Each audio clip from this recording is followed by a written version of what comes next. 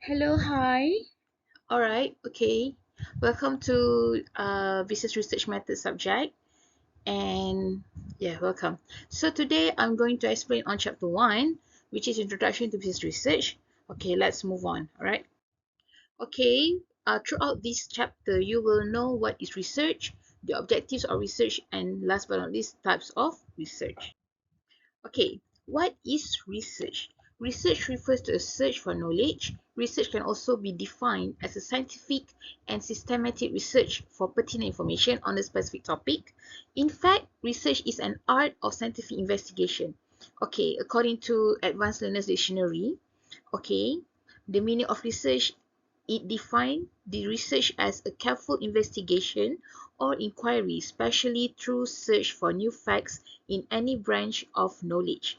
Okay, and then according to Redman and Mori, they define research as a systematized effort to gain new knowledge.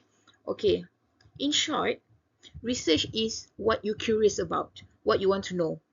Okay, you just wait before you start your day on the next day, today or the night before you went for bed. Of course, you do some research on what you're going to do on the next day. That is how research is. Okay, what is research? Intellectual application of the investigation of a matter to discover, interpret, and development of methods and system for the advancement in human knowledge. Okay, here it can say that a systematic and organized effort to investigate to a specific problem encountered in the work setting that needs a solution. So, the reason you research is you don't know, right? So, uh, in simple words or in simple example, you don't know how to bake a cake. Of course, you will go on YouTube, you will go on TikTok to find out how. You, even if you don't read the ingredients, of course you will watch the videos on how to bake a cake. That's a research. Okay. Okay, what is a good research? These are the characteristics of good research. Purposely, clear, defined. You have to make sure that your purpose is clear. Just, I mentioned before, you want to bake a cake, so that's your purpose. The research process detailed. So you must research thoroughly of what the ingredients, the temperature of the oven, right? So that is the process. And the research design thoroughly planned. You have to plan your kitchen, right? Before you start baking, you need to sort things on your kitchen or your cabinet or whatever you want to do. And the limitations frankly reveal if you are if you are on budget constraint, if you don't have enough time, you have to mention it in your writing. High ethical standards applied. You can't simply ask anyone. There are processes that you need to follow. Adequate analysis for decision makers' needs. Findings presented unambiguously. Conclusions justified. Researchers' experience reflected. All right. Next, objectives of research. The purpose of research is to discover answers to questions through the application of scientific procedures. The main aim of research is to find out the truth which is hidden and which has not been discovered as yet. But you don't worry, in degree level, you don't have to think of such a highly novelty research. You don't have to, because in degree level, it's just that we are introducing you guys on what is a research, on what is a thesis, on what is a dissertation, what type of dissertation you can do or whatnot. Okay. All right. Next, objectives of research. Okay. Um, of course, when you want to bake a cake, of course, you have your own objectives, right? You want to bake a really fluffy cheesecake, you want to bake a really sweet cheesecake, or you want to bake a really um, small cheesecake, something like that. So this is what objectives of research. Though each research study has its own specific purpose, we may think of research objectives as falling into a number of following broad groupings. Okay, the first one is to gain familiarity with a phenomenon or to achieve new insights into it.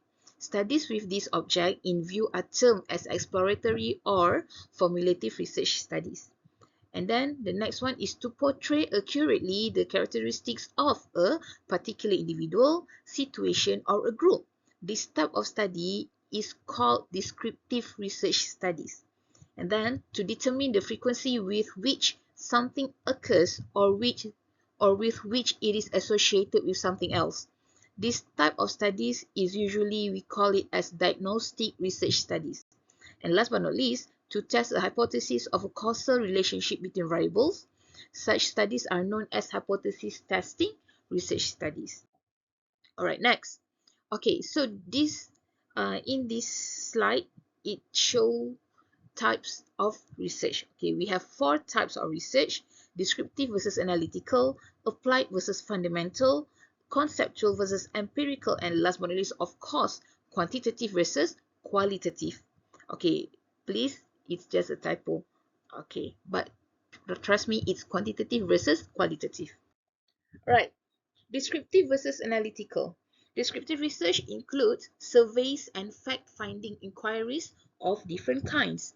The major purpose of descriptive research is description of the state of affairs as it exists at present.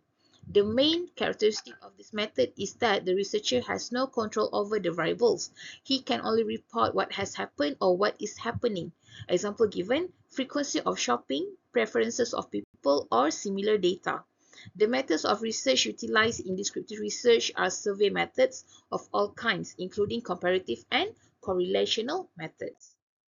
Alright, the next one is applied versus fundamental. Research can either be applied or action, research, or fundamental to basic or pure research.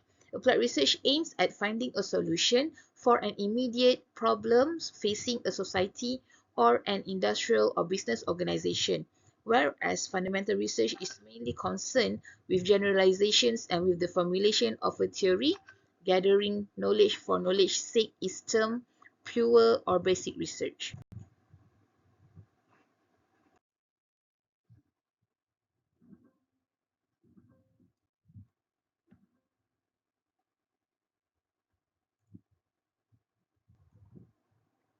Alright, applied versus fundamental research. Research to identify social, economic, or political trends that may affect a particular institution, or the copy research. Research to find out whether certain communications will be read and understood. Or the marketing research or evaluation research are examples of applied research. Thus, the central aim of applied research is to discover a solution for some pressing practical problem, whereas basic research is directed towards finding information that has a broad base of applications and thus adds to the already existing organized body of scientific knowledge. Okay, this is the quantitative versus qualitative research. Quantitative research is based on the measurement of quantity or amount. It is applicable to phenomena that can be expressed in terms of quantity. Whereas qualitative research, on the other hand, is concerned with qualitative phenomena. For example, phenomena relating to or involving quality or kind. For instance, when we are interested in investigating the reasons for human behavior, uh, in in other words, why people think or do certain things, we quite often talk of motivation research, an important type of qualitative research. This type of research aims at discovering the underlying motives and desires, using in-depth interviews for the purpose. Other techniques of such research are word association tests, sentence completion tests, story completion tests, and similar other projective techniques. Okay, qualitative versus quantitative. Quantitative is on numbers, while qualitative is on the quality. Okay, in this qualitative and quantitative, you may need more respondents for quantitative study, where you may have fewer informants for your qualitative study. Okay, next. Uh, Quantitative versus qualitative.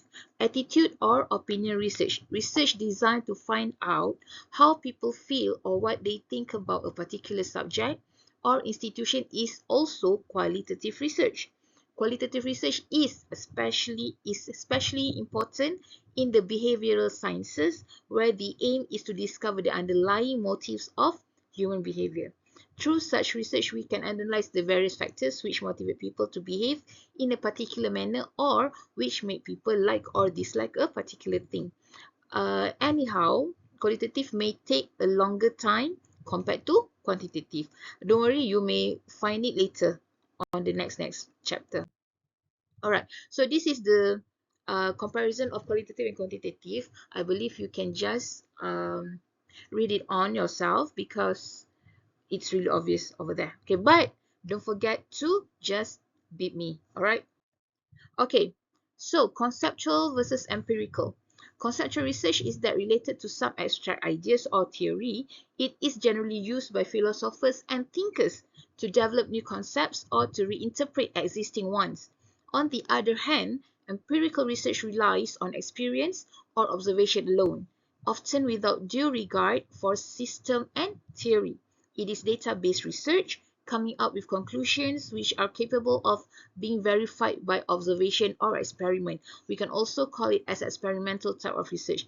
This type of research, you can usually find it those with those who are doing the STEM, the science, the scientists, the physicists, the chemists, right? They are looking on the reaction. They are looking for how things changes colors, things like that. So that's how that is what we call it as experiment. But don't worry, nowadays we know that there are social experiment, right? So that is another type of experiment. Okay, all right. Empirical research is appropriate when proof is sought that certain variables affect other variables in some way. Evidence gathered through experiments or empirical studies is today considered to be the most powerful support possible for a given hypothesis. Alright, that's all for chapter 1. Don't forget to hit me. Alright, take care. Thank you.